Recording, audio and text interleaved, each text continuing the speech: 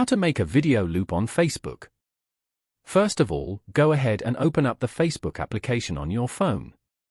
You will then be brought to the Facebook homepage. Here, you can view pages and friends' posts.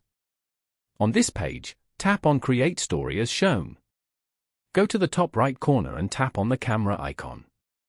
This is the Facebook camera screen.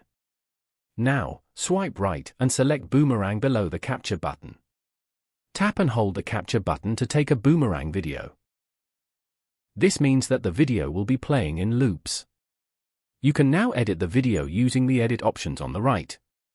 After you're done editing, tap on the Share button below. You have now successfully shared this video as your story.